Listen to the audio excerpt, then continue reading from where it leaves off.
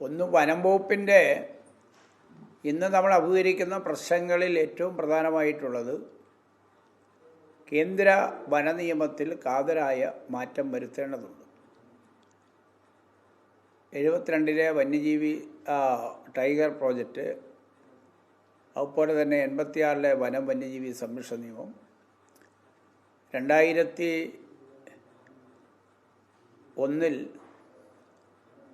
ആനയെ പൈതൃക മൃഗമായി പ്രഖ്യാപിച്ച പ്രശ്നം, ഇതെല്ലാം നമ്മുടെ ജില്ലയെ സംബന്ധിച്ച് ഏറ്റവും വലിയ നിയമക്കുരുക്കിൻ്റെ മുമ്പിൽ നിൽക്കുകയാണ്. കേന്ദ്ര വനനിയമത്തിൽ കാതലായ മാറ്റം വരുത്താൻ സംസ്ഥാന ഗവൺമെൻറ് കൊടുത്തിരിക്കുന്ന നിർദ്ദേശം പാലിച്ച് സമയബന്ധിതമായി കേന്ദ്ര ഗവൺമെൻറ് നിലനിൽക്കേണ്ടതാണ്. എന്നാൽ കേരളത്തെ സംബന്ധിച്ച് നമ്മൾ പരിശോധിക്കുമ്പോൾ കുറേ കൂടെ കാര്യക്ഷമമായി വനം വകുപ്പ് പ്രവർത്തിക്കേണ്ടതുണ്ട്. കഴിഞ്ഞ 8-ാം തീയതി ജില്ലയിലെ വന്യജീവി ആക്രമണവുമായി ബന്ധപ്പെട്ട് ബഹുമാനപ്പെട്ട വനം മന്ത്രിയുടെ സാന്നിധ്യത്തിൽ ഞങ്ങൾ തിരുവനന്തപുരത്ത് യോഗം ചേർന്നു. വനം മന്ത്രിയും നമ്മുടെ ജില്ലയിലെ ചുമതലക്കാരനായ റോഷി അഗസ്റ്റിനും ജലവകുപ്പ് മന്ത്രിയും പങ്കെടുത്താണ് ചർച്ച ചെയ്തത്. അപ്പോൾ അന്ന് നമ്മൾ നിർദ്ദേശമെടുത്തിട്ടുള്ളത് RRTയുടെ പ്രവർത്തനം ശക്തിപ്പെടുത്തുക, അതുപോലെ തന്നെ കുറേ കൂടെ ജനകീയമായ ഈ പദ്ധതി കൊണ്ടുവരാൻ വേണ്ടി നിലപാട് സ്വീകരിക്കുക,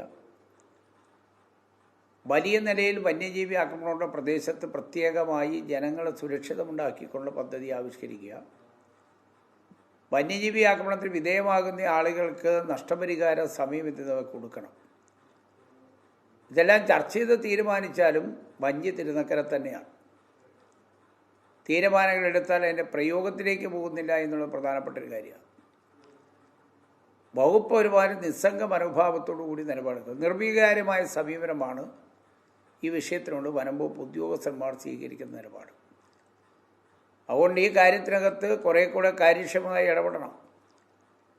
ഒരാളെ ആന മറയൂരിൽ ചവിട്ടി അയാളെ മൃതപ്രായനാക്കി രാജഗിരിയിൽ അയാൾ ചികിത്സിക്കാൻ വേണ്ടി പോയി, അവസാനം ഇടപെട്ട് മറയൂരിലെ സമരം അവസാനിപ്പിക്കാൻ വേണ്ടി നിലപാട് ചെയ്യും. മൂന്നാറിൽ അടുത്ത ആക്രമണം ഉണ്ടാവുക. അപ്പം ജനവാസ കേന്ദ്രങ്ങളിൽ ചുറ്റിത്തിരിയുന്ന ആനകളെയും വന്യമൃഗങ്ങളെയും വനാന്തരത്തിലേക്ക് കടത്തിവിടുന്നതിന് വേണ്ടി ഗവൺമെൻറ്റും വനം വകുപ്പും ക്രിയാത്മകമായി ഇടപെടലുണ്ടാവണം. ഇതിപ്പം മനസ്സിലാക്കുന്നൊരു കാര്യം, വന്യജീവിയുടെ ജീവൻ സംരക്ഷിക്കുകയും മനുഷ്യൻ്റെ ജീവൻ ബലി കൊടുക്കുകയും ചെയ്യുക എന്ന നിലപാടാണ് വനം വകുപ്പ് ഇപ്പോൾ സ്വീകരിച്ചുകൊണ്ടിരിക്കുന്നത്. മനുഷ്യജീവന് പ്രാധാന്യം കൊടുക്കണം, വന്യജീവിയുടെ സുരക്ഷ ഉറപ്പുവരുത്തണം. പക്ഷേ അത്തരമൊരു നിലപാടിലേക്ക് പോകുന്നില്ല എന്ന് ഗൗരവമായ കാര്യമാണ്. ഞങ്ങൾ ഈ വിഷയം വീണ്ടും ഗൗരവമായി എടുത്തിട്ടുണ്ട്. ഗവൺമെൻറ്റിനോട് ഈ കാര്യത്തിൽ കുറേ കൂടെ ശ്രദ്ധയോടുകൂടി ഇടപെടാൻ വേണ്ടി പറഞ്ഞുകൊണ്ട് ബഹുമാനപ്പെട്ട മുഖ്യമന്ത്രിയെ ഈ കാര്യം ധരിപ്പിക്കുന്നതിന് വേണ്ടി LDF നിവേദക സംഘം 7-ാം തീയതി മുഖ്യമന്ത്രിയും വനമന്ത്രിയെയും അതുപോലെ തന്നെ മറ്റ് നേതാക്കന്മാരെയും മന്ത്രിമാരെയും കാണുന്നതിന് വേണ്ടി നിലപാട് സ്വീകരിച്ചിട്ടുണ്ട്. ശക്തമായ നിലപാട് സ്വീകരിക്കേണ്ടതുണ്ട്. വനം വകുപ്പിൻ്റെ നിസ്സംഗത അവസാനിപ്പിക്കണമെന്ന് തന്നെയാണ് ഞങ്ങളുടെ നിലപാട്.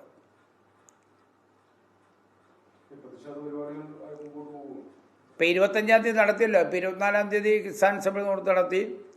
കർഷക സംഘം, കർഷക തൊഴിലാളി TU നേതൃത്വത്തിൽ ഞങ്ങൾ ശക്തമായ സമരം നടത്തി. ഈ കാര്യത്തിൽ ഞങ്ങൾ വളരെ കൃത്യമായ ഗ്രഹപാഠത്തോടു കൂടിയാണ്. ഒന്ന്, കേന്ദ്ര വനനിയമത്തിലെ വന്യജീവി സംരക്ഷണ നിയമവുമായി ബന്ധപ്പെട്ടുള്ള നിയമത്തിന് കാലോചിത മാറ്റം വരുത്തണം. അക്രമകാരികളായിട്ടുള്ള വന്യമൃഗങ്ങളെ ഉന്മൂലനം ചെയ്യുന്നതിന് വേണ്ടി ജനങ്ങൾക്ക് അധികാരം കൊടുക്കുന്നതിലേക്ക് നിയമം കാലോചിതമായി പരിഷ്കരിക്കണമെന്ന് തന്നെയാണ് ഞങ്ങളുടെ അഭിപ്രായം. ഇപ്പോൾ പന്നിയെപ്പോലും നമുക്ക് വെടിവെക്കാൻ ഗവൺമെൻറ് ഉത്തരവിറക്കിയാൽ അതിൻ്റെ പ്രായോഗികത നടക്കുന്നില്ല. പഞ്ചായത്ത് പ്രസിഡന്റിന് അനുവാദം കൊടുത്തു, തീരുമാനമൊക്കെ എടുത്തിട്ടെന്താ സ്ഥിതി? പഞ്ചായത്ത് പ്രസിഡന്റ് ഒപ്പിട്ടൊന്നും കാര്യമില്ല.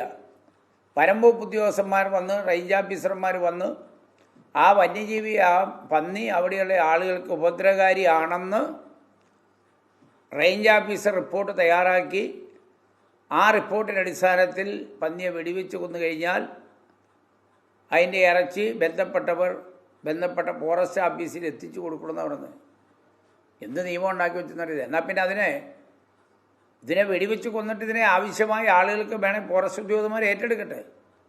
അപ്പോൾ ഒരു നിയമം എങ്ങനെയൊക്കെയാണോ ദുർവ്യാഖ്യാനം നടത്തി ജനവിരുദ്ധമായി എടുക്കാം. ഒരു നിയമത്തെ സംബന്ധിച്ച് ഗവൺമെൻറ് കാര്യം സുപ്രീം കോടതിയിൽ പോയി വന്യജീവിയെ നിഷ്ഠജീവിയായി പ്രഖ്യാപിക്കണമെന്നുള്ള നിലപാടെടുത്തു. ആ തീരുമാനം വരാത്തപ്പോഴാണ് സംസ്ഥാന ഗവൺമെൻറ് ഇക്കാര്യത്തിൽ വളരെ വ്യക്തമായ നിലപാടെടുത്തു. പഞ്ചായത്ത് പ്രസിഡന്റുമാർക്ക് എക്സിക്യൂട്ടീവ് അധികാരം കൊടുത്തുകൊണ്ട് നിലപാടെടുത്തു. അപ്പോൾ വനം വകുപ്പ് എന്ത് ചെയ്തു? വനം വകുപ്പ് അതിനകത്ത് അവരുടേതായ ഒരു സംഭാവന എഴുതി ചേർത്തു. അങ്ങനെ പന്നി അപകടകാരിയാണെന്ന് റേഞ്ച് ഓഫീസറുടെ റിപ്പോർട്ടുണ്ടെങ്കിൽ മാത്രമേ ചെയ്യാൻ പാടുള്ളൂ. ഏത് റേഞ്ച് ഓഫീസർ പോയി വന്യജീവി ആക്രമണം നമ്മൾ എഴുതി കൊടുത്തു? കപ്പ കുത്തിക്കൊണ്ടിരിക്കുമ്പോൾ, ആളുകൾ വീടിൽ കയറി ആക്രമിക്കുമ്പോൾ റേഞ്ച് ഓഫീസറെ വിളിച്ചിട്ട് റിപ്പോർട്ട് ഉണ്ടാക്കാൻ പറ്റും?